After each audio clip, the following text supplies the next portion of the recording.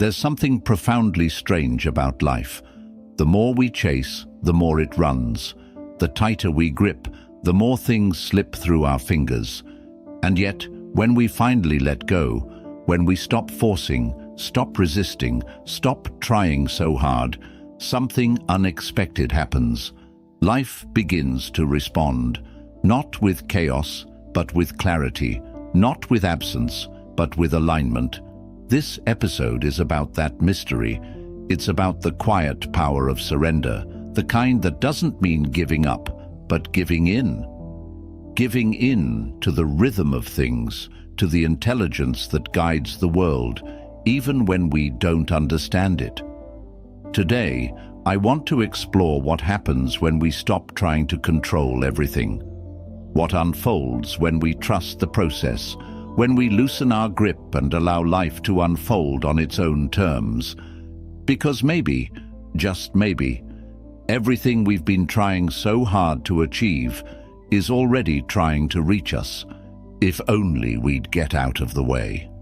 There's a moment in life we all encounter, sometimes in our work, other times in our relationships or deepest dreams, when no matter how hard we try, nothing moves. We push, we plan, we hustle, and still the doors remain shut. And so we try harder. We tighten our grip, telling ourselves that more control equals more results. But what if the very effort we believe is helping us is actually holding us back? What if chasing too much is the very thing pushing everything away? It's a strange truth. The more force we apply, the more life seems to resist us. And the more we resist that reality, the more frustrated we become. But then something curious happens. Maybe when we're tired, when we've run out of options, when we finally surrender not because we want to, but because we have to. We let go. And in that space, without pressure, without demand, things begin to move. You might think of surrender as weakness, as giving up. But real surrender isn't passive. It's active openness. It's not abandoning your dreams. It's releasing your attachment to how and when they must happen. There's a kind of wisdom in that. A trust in the intelligence of life itself. Like a river finding its way to the sea, not by force, but by following the natural curves of the earth. Imagine a clenched fist. It's strong, right? But it can't hold much. It can't receive. It's too busy gripping. Now picture that same hand, open, relaxed, ready to hold whatever comes. That image captures the essence of surrender. It's not that you don't care. It's that you've stopped micromanaging the universe. You've stopped thinking you have to make everything happen by sheer will. Think of Sarah, an artist who spent years trying to make it. She did everything right: promotions, networking, constant productivity. But her art felt forced, and her life felt heavy. Eventually, she reached a point of burnout. She stopped trying to be successful and returned to creating for the joy of it. No agenda, no strategy, just expression. That's when everything changed. A gallery owner stumbled upon her work, felt its honesty, and offered her a solo show. That one moment opened doors she'd been pushing against for years. But the shift didn't come from more effort. It came from less resistance. And maybe that's the lesson. Our desire is not the problem. Wanting is human. But when desire turns into control, when we start measuring our worth by how fast things happen or how closely reality matches our plan, we lose touch with flow. Surrender is the quiet practice of stepping back and trusting that what's meant for us will find its way. Not because we chase it harder, but because we align with it. That doesn't mean we stop taking action. It means our actions come from a place of clarity, not desperation. It means we move forward not because we're afraid of falling behind, but because we're inspired. The difference is subtle, but it changes everything. Surrender doesn't mean inactivity. It means intelligent participation. We plant the seed, we water it, we give it sunlight, but we don't keep digging it up to see if it's growing. So ask yourself, where in your life are you holding too tightly? What dream are you gripping so hard it can't breathe? What part of your path are you forcing instead of flowing? Maybe it's time to ease your grip. Maybe it's time to release the need to know exactly how it will unfold. Because the truth is, we don't always need to know. We just need to listen, to act from alignment, to trust that letting go doesn't take us off the path. It places us directly in it.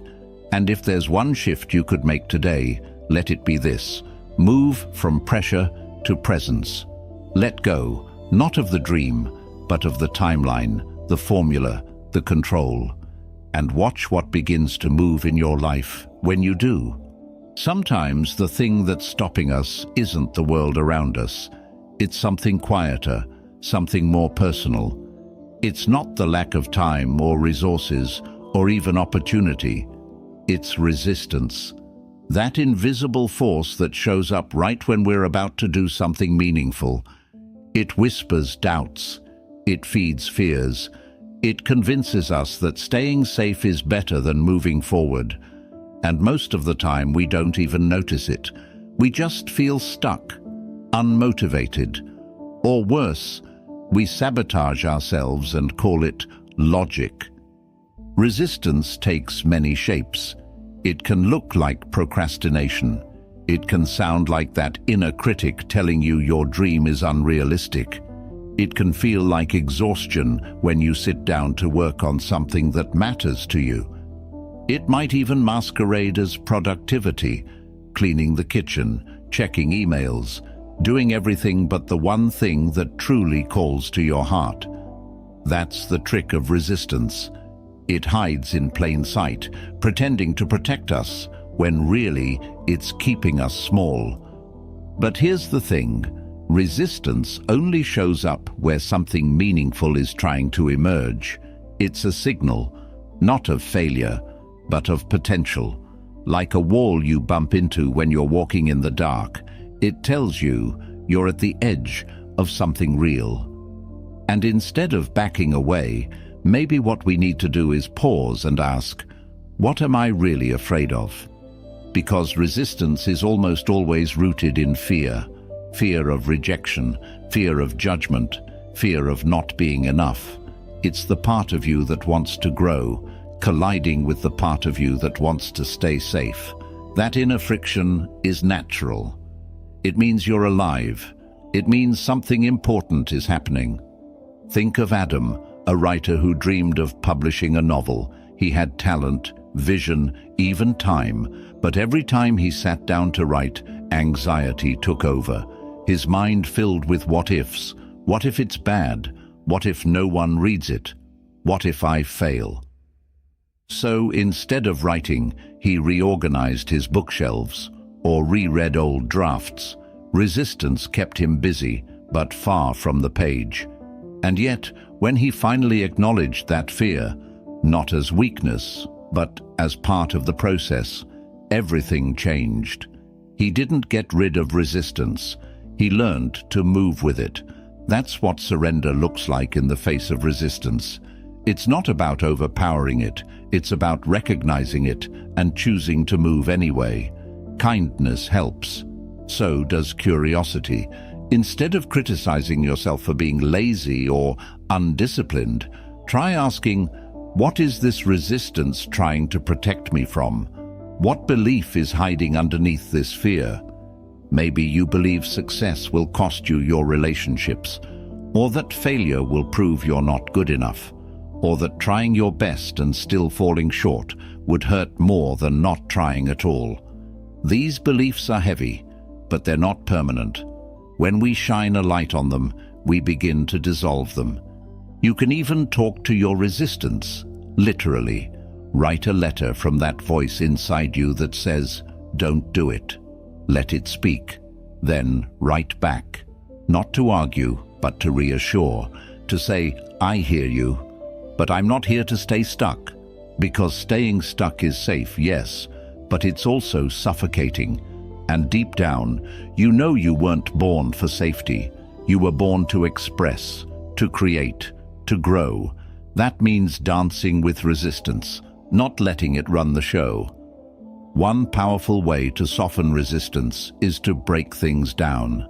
Big dreams are intimidating, so shrink the scale. Don't write a book, just write one paragraph. Don't launch a business, just sketch an idea. Don't change your life overnight, just take one honest step. Resistance feeds on overwhelm, but presence dissolves it. And remember, you're not broken because you feel resistance. You're human. Every person who has done something meaningful has met this invisible weight. The difference is, they didn't wait for it to disappear. They moved through it. They breathed with it. They trusted that on the other side of fear, there's freedom. So today, instead of asking how to get rid of your resistance, ask how to understand it. Ask what truth is trying to surface underneath it. And then, with compassion, take one step anyway. Because the moment you do, you reclaim your power, not through force, but through surrender, through the quiet, courageous act of moving forward, even when your fear begs you not to. There's a kind of silence that follows resistance, not the peaceful kind, but the heavy kind, the kind where we start to question everything. Is this worth it? Am I doing something wrong? Should I keep going? Or is this a sign I should stop? And in that uncertainty, we often reach for control. We try to map out every outcome, secure every answer, and force life to give us guarantees. But life doesn't work like that. It never has. And maybe it's not supposed to. The truth is, there's a much bigger rhythm at play than what we can see. Plans are useful, effort is important, but they're not everything. There's a larger intelligence guiding the unfolding of events. Some call it the universe, others call it divine timing. But whatever name you give it, the essence is the same. There is a force moving through your life that knows more than you do. And when you trust it, things start falling into place in ways you couldn't have predicted. Trust is difficult because it asks us to surrender control, not just intellectually, but emotionally. It means being okay with not knowing how things will turn out. It means taking steps when the path isn't fully visible. That's not easy for the mind, which craves certainty. But maybe the heart doesn't need certainty. Maybe it just needs connection. Think of Maya, someone who'd spent years trying to find her purpose. She read all the books, tried different jobs, made detailed 5-year plans, but nothing felt quite right.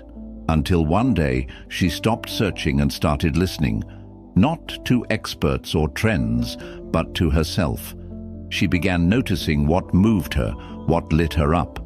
It wasn't loud, it wasn't dramatic, but it was real. One small decision at a time, she followed that quiet voice.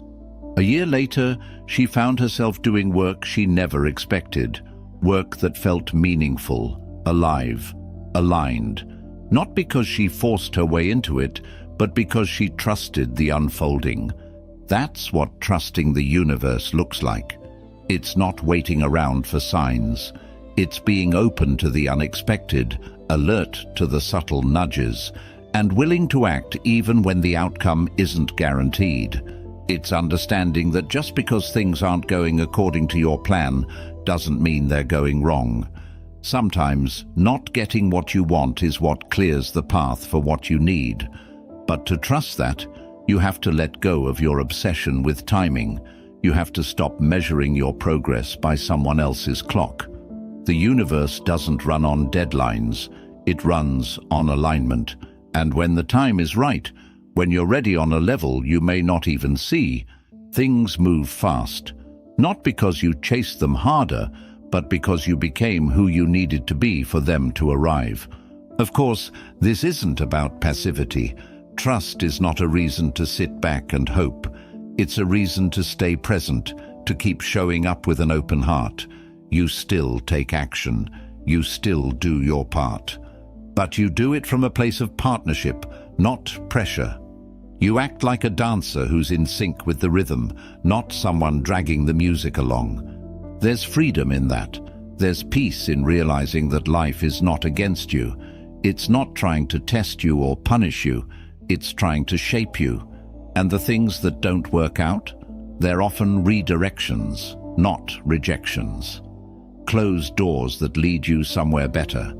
Delays that prepare you for something greater. But you only see that when you stop forcing the narrative and start listening to the deeper story. So ask yourself, where have you been trying to force outcomes in your life? Where have you mistaken struggle for progress? Can you begin to trust, not blindly but consciously, that what's meant for you is already making its way to you? Because when you do, when you release your grip on the timeline and allow yourself to move in rhythm with something larger, you'll start to notice a shift, not just in what you attract, but in how you feel, more grounded, more open, more at peace. That's the quiet magic of trust. It doesn't make life perfect, it just makes it real. And in a world full of noise and pressure, that's more than enough. We often think that effort alone is the answer, that if we just try harder, do more, push through, eventually life will give in. But what if the real key isn't more force, but more space? What if what we need isn't more striving, but more allowing? There's a subtle but powerful difference between action driven by fear and action born from alignment. When we act from fear, we rush, we control, we demand results. We're constantly measuring our worth by outcomes, always looking to the future to validate the present. But when we act from alignment, there's a calm to it, a clarity. We're not chasing something outside ourselves. We're responding to something real within us. Allowing means dropping the need to force things into place. It means recognizing that not everything requires immediate intervention. Some situations need time to unfold. Some problems don't need to be fixed right now. Some answers arrive only when the noise quiets down enough to hear them. But this isn't easy. Most of us have been conditioned to believe that control equals success. We've been praised for taking charge, for pushing through, for making things happen. So the idea of stepping back can feel like laziness or irresponsibility. Yet there is a discipline in allowing. It takes strength to hold space. It takes wisdom to know when to step in and when to step aside. To allow is to trust in timing, but also in yourself. It's not a passive waiting. It's a mindful presence. You're alert, awake, connected. You're not ignoring what's happening. You're simply choosing not to react from panic or pressure. You're choosing to respond from presence. There's a kind of power in that. The kind that doesn't demand attention but commands respect. The kind that doesn't seek validation but radiates quiet confidence. And more often than not, the solutions we're so desperate to find come more easily when we stop chasing and start listening. Think about how nature works. A seed doesn't become a tree overnight. It needs space, soil, time, sunlight, stillness. If we try to rush the process, we harm it. But when we allow the conditions to support its growth, it flourishes. The same applies to our goals, our relationships, our inner healing. They don't need more pressure. They need the right space to grow. So maybe the question isn't, what more can I do? Maybe it's, what can I let go of? Can you let go of the need to have all the answers right now? Can you stop trying to force solutions and allow things to unfold at their own pace? Can you trust that your energy is better spent cultivating clarity than controlling outcomes. Because in that space of allowing, something beautiful happens. You begin to move with life, not against it. You begin to listen to your own rhythm, not just the noise around you. And from that place, things start to align in ways you didn't expect. Not because you pushed harder, but because you got out of your own way. So take a breath, soften the urgency. Let yourself be here, fully. You don't need to force what's meant to flow. You don't need to chase what's already making its way to you. Allow it, trust it, respond with presence, not panic. And you'll find what's truly meant for you doesn't need to be forced. It just needs room to arrive. Expectations can be silent burdens. We carry them everywhere, about who we should be, how fast we should progress, what success should look like. They shape our thinking, distort our perceptions, and often leave us feeling disappointed, not because life has failed us, but because it didn't match the script we wrote in our heads. And that script, those expectations, are rarely rooted in reality. They're rooted in fear, in comparison, in control. We don't just want things to happen, we want them to happen our way, on our schedule, with our conditions. And when they don't, we feel betrayed. But here's the truth we often overlook. Expectations create tension, and tension blocks flow. It's not that wanting things is the problem. Desire is natural, vision is powerful. But the moment our desires harden into rigid expectations, we begin to suffer. We narrow our focus so tightly that we miss everything life is trying to give us outside that narrow frame. We stop being open to surprise, to mystery, to the beauty of not knowing. There's a quiet freedom in letting go of expectations, not because you don't care, but because you care enough to let things unfold in their own form. You learn to show up fully, give your best, and release the need for a specific outcome. That's not giving up, it's growing up. Think about how often expectations fuel unnecessary pain. You expected someone to react a certain way, and they didn't. You expected a goal to be reached by a certain time, and it wasn't. You expected to feel different after reaching a milestone, but the feeling never came. In all of these moments, the pain didn't come from what happened. It came from what you expected to happen. And that's the hidden cost. Expectations tie your peace to things you don't control. They make your joy conditional. And when life inevitably takes a different path, you're left feeling broken. Not because you are, but because you built your inner world around a timeline or outcome that never truly belonged to you. So what's the alternative? It's not indifference, it's presence. It's devotion to the process rather than obsession with the prize. It's the choice to show up every day, to care deeply, to dream boldly, but without the weight of expectation dictating your worth or your happiness. You can still plan, you can still work hard, you can still hold a vision for your life, but hold it lightly. Let it breathe. Leave room for life to surprise you. Because often, the best things that happen to us are the ones we never saw coming. And we only recognize them when we're not blinded by what we thought was supposed to happen. So pause and ask yourself, what expectations are you holding that no longer serve you? What stories have you written about how your life should look by now? And what would happen if you released those stories? Not to fall behind, but to come back to what's real. Because when you do, you'll feel it, a lightness, a space, a sense of calm in the uncertainty, and in that space, something powerful begins to move, not outside of you, but within you, a freedom, a clarity, a quiet confidence that no matter what happens, you'll meet it with presence, not pressure, not panic, but with open hands and an open heart.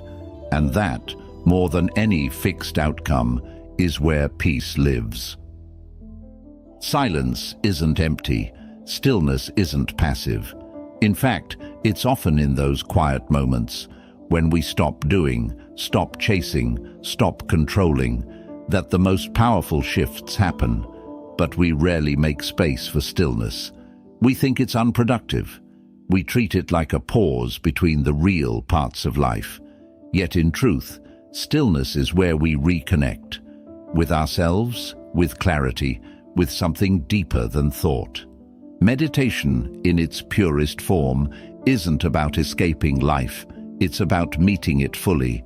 It's a space where we practice surrender, not as a dramatic gesture, but as a quiet return to presence, a return to the breath, a return to what's happening right now, without judgment, without resistance.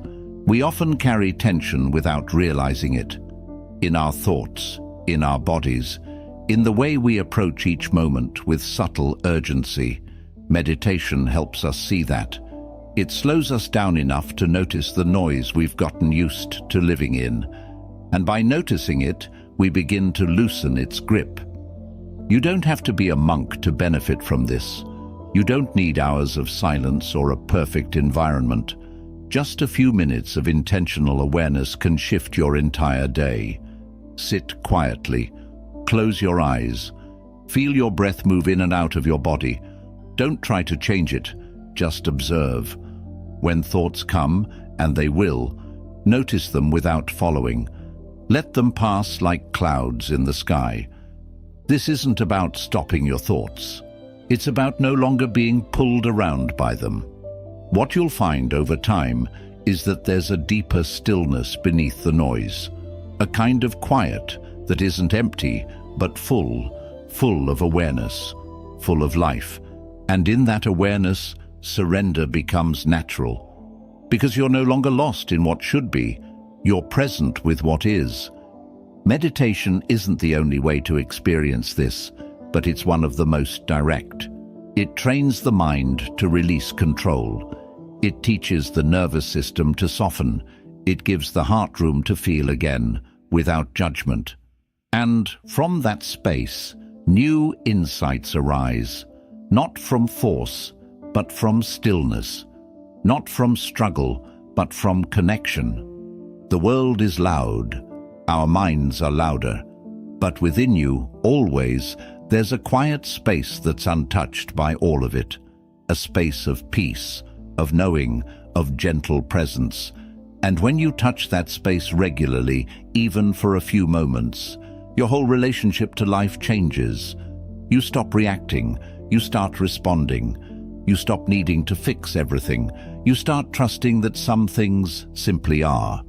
This is the true foundation of surrender, not a mindset, but a practice, a daily grounded return to self, not the self full of expectations and demands, but the self that simply is, the self that watches, breathes, allows. So ask yourself, can you give yourself 5 minutes today, just 5, to be still, not to achieve anything, not to figure anything out, but simply to be with what's here? Because the more often you return to that space, the more natural surrender becomes, not as an idea, but as a way of living. And when surrender becomes a habit, life no longer feels like something you have to manage. It becomes something you're in conversation with, something you trust, something you flow with, one breath at a time. We tend to associate control with strength. The more in control we are, the more powerful we feel. We micromanage our schedules, obsess over outcomes, and cling to routines as if they're lifelines. But the truth is, most of our desire for control doesn't come from power. It comes from fear. Fear of uncertainty, fear of loss, fear of the unknown.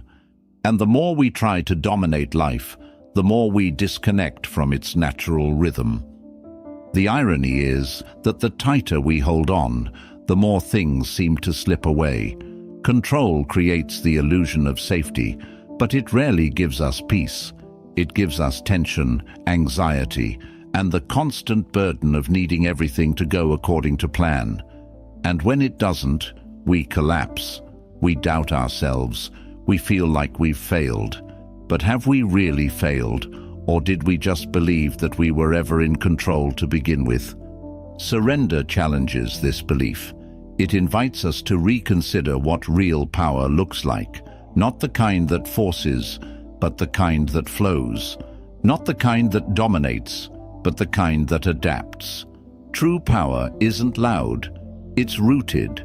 It doesn't need to prove itself. It trusts in its ability to respond rather than react. This shift is radical. It requires unlearning. Because most of us were taught that control is necessary for survival, that if we don't plan, prepare, and predict, everything will fall apart. But life isn't a machine. It's a living process, and processes don't respond well to force. They respond to presence, to awareness, to alignment. To surrender the need for control is not to give up responsibility. It's to shift from trying to force outcomes to choosing how we respond to them. It's moving from the mindset of, "I must make this happen," to, "I will meet whatever happens with clarity and intention."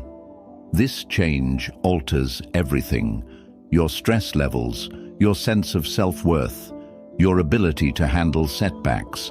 You stop internalizing every challenge as a reflection of your failure. You start seeing each moment as a chance to listen, to adjust, to grow. Control is rigid, surrender is responsive, and responsiveness is what life asks of us.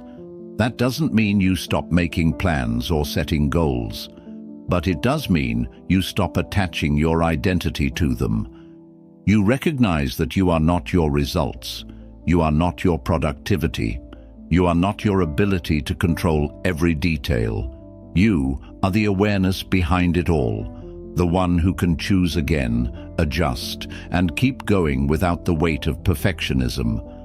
So take a moment to notice where control is ruling your life. Where are you gripping so tightly that you've lost your sense of ease? Where have your routines become cages rather than containers? Can you soften just a little? Can you trust that not everything needs to be managed down to the last detail? Because in that softening, you don't lose power, you gain freedom. You gain the ability to adapt, to pivot, to move with life, rather than constantly fighting against it. You become more resilient, not because you control everything, but because you don't have to. That's real strength. The kind that bends without breaking, the kind that listens before it speaks, the kind that knows, "I am not here to conquer life. I am here to collaborate with it." And in that collaboration, control fades. But something deeper takes its place: wisdom, trust, and the quiet confidence that you can meet whatever comes. There's a paradox we don't often talk about. The moment you stop needing something is often the moment it begins to show up. Not because life is playing games with you, but because letting go changes your energy. It shifts your focus from lack to presence, from grasping to receiving. And in that shift, you create the space for life to respond. It's strange how it works. You try, you push, you chase, and nothing moves. Then, in a moment of quiet surrender, you release your attachment to the outcome, and suddenly things begin to unfold. Opportunities arrive, clarity comes, people show up. It doesn't always happen instantly, but the pattern is real. Surrender invites alignment, not because you gave up, but because you gave in to flow, to timing, to trust. But to really understand this, we have to question something deeper. Why do we want what we want so badly? Is it because we believe it will make us whole, or safe, or finally enough? So much of our striving comes not from inspiration, but from the belief that we are incomplete without the thing we're chasing. And that belief creates pressure. It says, until this happens, I cannot be at peace. Surrender breaks that cycle. It says, I can want something and still be whole. I can pursue something and still be at peace. It separates desire from desperation, and that separation is where true freedom begins. This doesn't mean we abandon our goals. It means we stop letting them own us. We show up fully, do the work, take the steps, but without gripping the outcome. We stop measuring our self-worth by whether or not things go our way. We begin to realize that how we live matters more than what we achieve. This paradox, that letting go brings more, is not a trick. It's a principle rooted in how life moves. Force creates resistance. Openness creates flow. When you loosen your grip, you return to the present moment. And from that place, you make better decisions. You see more clearly. You act with more precision and less noise. Think about how differently you show up when you're calm, centered, not needing something to happen in order to feel okay. Your energy is different. Your presence is magnetic. You're not pushing people or possibilities away with tension. You're inviting them with authenticity. And even when things don't go the way you hoped, you don't collapse. You don't spiral. Because you're no longer attached to a specific outcome, you're committed to truth, to growth, to showing up with integrity, regardless of how the external world responds. This is the power of surrender.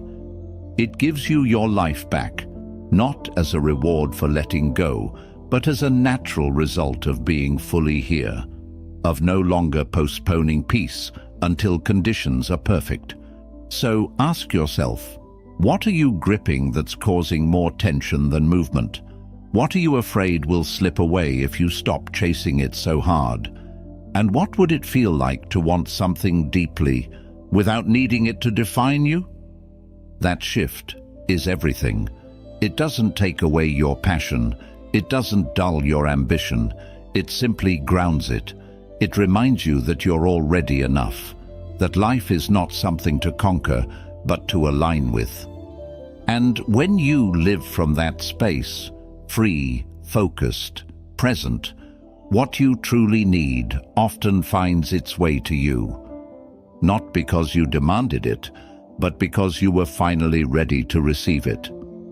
Relationships can be one of the most powerful mirrors for our desire to control. In our closest connections, we often try, consciously or not, to shape others into what we need them to be. We expect them to respond the way we would, to love us how we define love, to meet our needs without having to ask. And when they don't, frustration arises. We start managing, correcting, sometimes even manipulating, not always with ill intent, but with fear at the core. Fear of rejection, fear of being misunderstood, fear of losing connection. But here's what surrender teaches us. Love is not control. It's not shaping someone else to fit your comfort zone. It's allowing them to be fully themselves, even when that challenges you, even when it confronts your own insecurities. Surrender in relationships doesn't mean silence or avoidance. It means releasing the illusion that closeness requires control. True connection thrives on freedom, not pressure. The more you try to control how someone shows up, the more tension you create. The more you try to force emotional safety through control, the more unsafe the relationship actually becomes. People need space to be real, to change, to grow.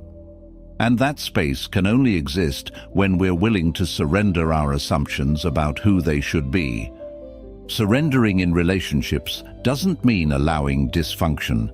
It doesn't mean tolerating harm or settling for less than what's healthy.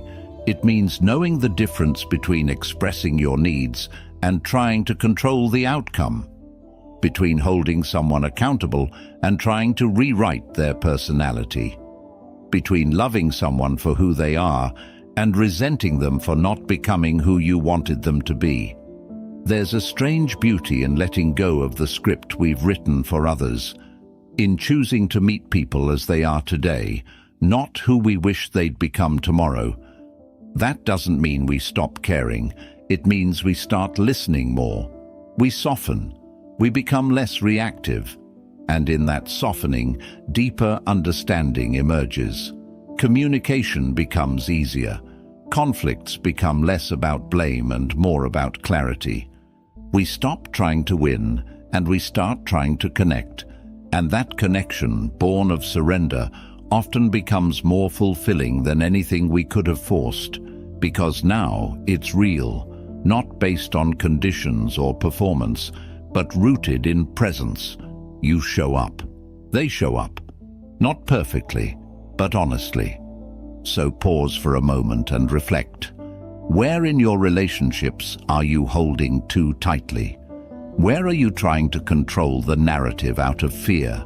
And what might shift if you let go, not of the person, but of the pressure? The answer might be uncomfortable at first, but with discomfort comes freedom.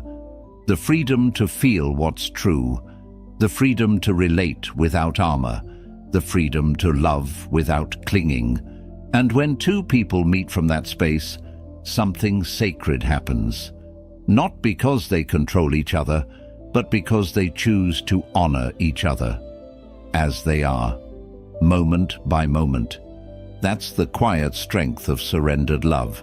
It doesn't seek to possess, it seeks to understand, and in that understanding, it finds a deeper kind of connection, one built not on power, but on presence. The present moment is often overlooked. We're so busy reaching for what's next, regretting what's past, managing what could go wrong, that we forget where life is actually happening, here, now. And yet, this is the only space where anything real can be experienced.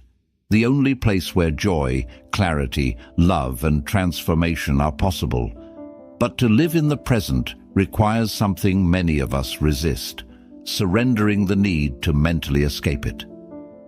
We escape in subtle ways, constant planning, endless distractions, replaying conversations, anticipating outcomes.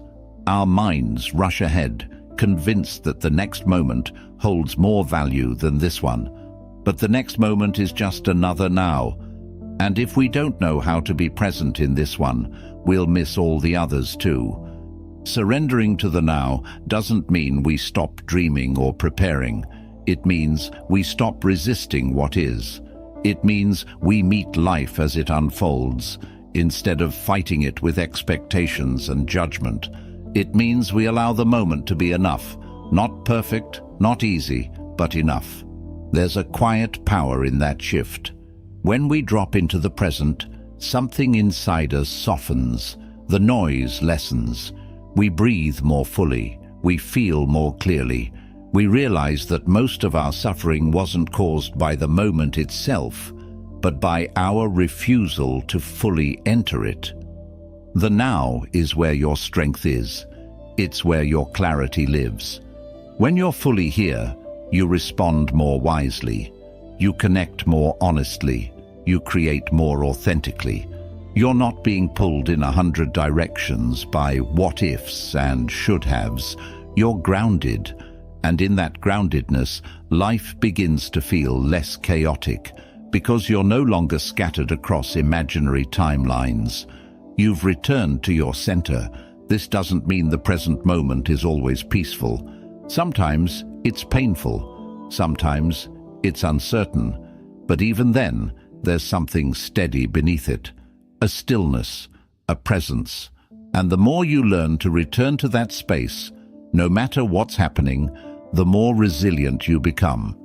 We often wait for external things to change so we can feel peace. But peace doesn't come from having the perfect life. It comes from being fully alive in the one you have. And that starts by surrendering the mental habit of postponing presence, by no longer saying, "I'll feel okay when," and instead saying, I choose to show up now. Because now is where everything happens. Every insight, every shift, every moment of connection or courage or creativity, it all begins in the now. And when you surrender to it, not because it's perfect, but because it's real, you begin to move through life with more grace, more clarity, and more power than you ever thought possible. So ask yourself gently, where are you?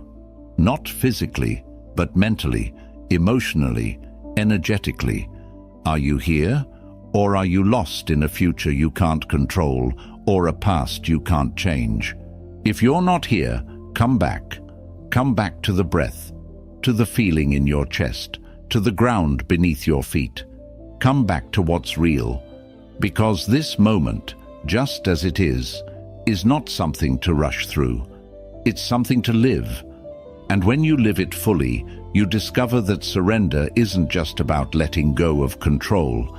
It's about coming home, to yourself, to this breath, to now.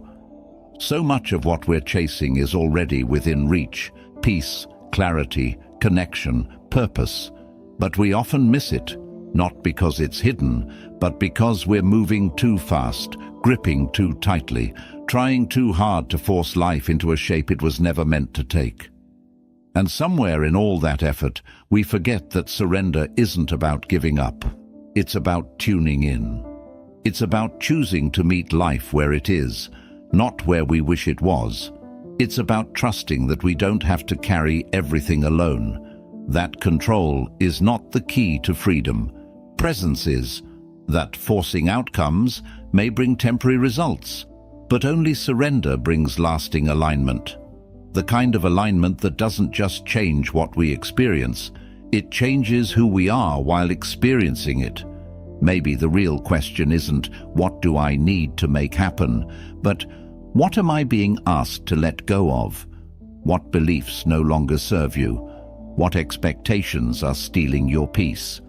What control are you holding on to so tightly that it's keeping joy at a distance? And what would happen if, for once, you softened your grip, slowed your pace, and simply allowed life to meet you where you are? This isn't a philosophy to admire from a distance. It's a practice, a path, a way of showing up in the world that's honest, grounded, and deeply courageous. Because it takes courage to stop pushing, it takes strength to be still, and it takes trust to believe that what's meant for you will never need to be forced. So as you step back into your day, carry this truth with you. Surrender is not the end of effort. It's the beginning of true power. A power that moves with life, not against it. A power that doesn't demand, but invites. Doesn't control, but collaborates. Doesn't panic, but trusts. Start there. Start now. One breath at a time. One moment at a time. Surrender, not because you're weak, but because you're finally ready to live from your deepest strength. And if this journey spoke to something in you, share it. Reflect on it. Revisit it when you forget. Because surrender isn't something we master once. It's something we remember again and again. Every time life whispers, let go.